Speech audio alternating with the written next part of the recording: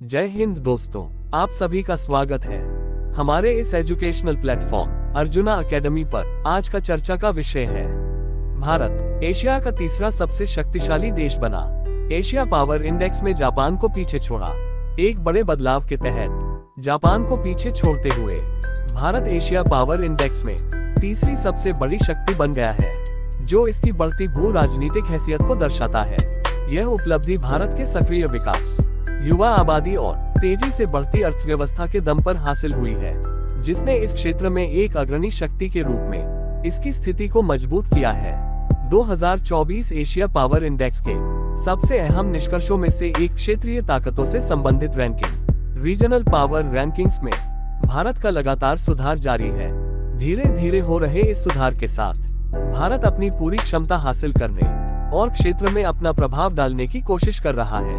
भारत के उदय के पीछे के मुख्य कारक, आर्थिक विकास। भारत ने महामारी के बाद बड़े स्तर पर आर्थिक सुधार प्रदर्शित किए हैं, जिससे इसकी आर्थिक क्षमता में 4.2 अंकों की वृद्धि हुई है।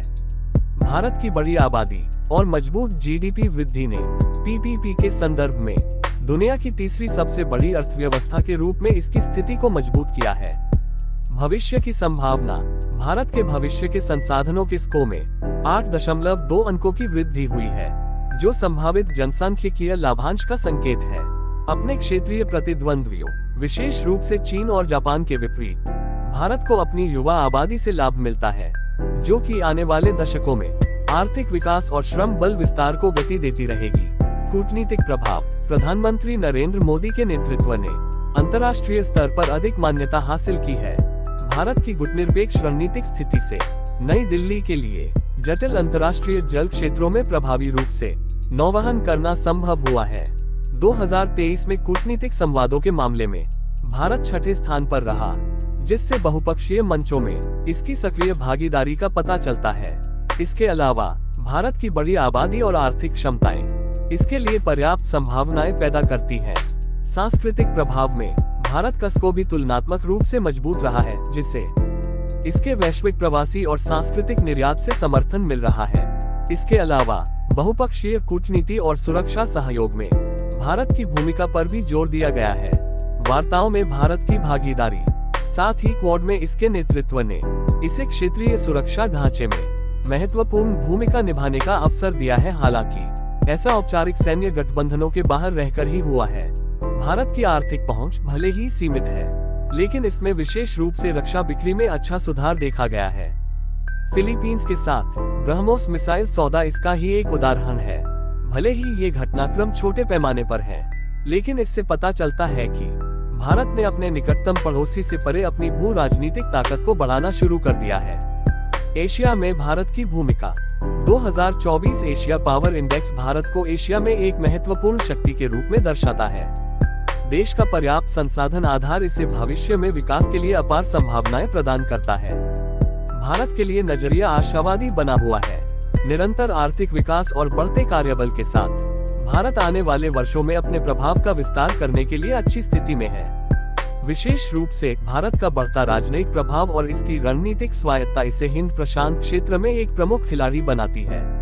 Asia power index. Loewi institute द्वारा 2018 में लॉन्च किया गया एशिया पावर इंडेक्स एशिया प्रशांत क्षेत्र में पावर की स्थिति का एक वार्षिक माप है। यह एशिया प्रशांत क्षेत्र के 27 देशों का मूल्यांकन करता है, बाहरी वातावरण को आकार देने और उस पर प्रतिक्रिया करने की उनकी क्षमता की जांच करता है। 2024 का संस्करण इस क्षेत्र में पावर डिस्ट्रीब्यूशन का अब तक का सबसे व्यापक मूल्यांकन प्रस्तुत करता है। तिमोर लेस्ते को इसमें पहली बार शामिल किया गया है, जिससे दक्षिण पूर्व एशिया में इसके बढ़ते महत्व का पता चलता है। ये सूचकांक राज्यों की भौतिक क्षमताओं और अंतर्राष्ट्रीय मंच पर उनके प्रभाव दोनों पर ध्यान केंद्रित करता है। शक्ति मापने के मानदंड और पैरामीटर।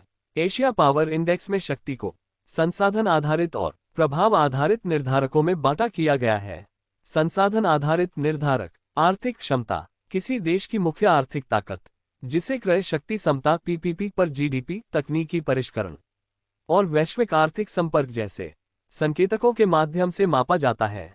सैन्य क्षमता, रक्षा व्यय, सशस्त्र बलों, हथियार प्रणालियों और लंबी दूरी तक प्रक्षेपण जैसी विशिष्ट क्षमताओं के आधार पर पारंपरिक सैन्य शक्ति का मूल्यांकन करता है।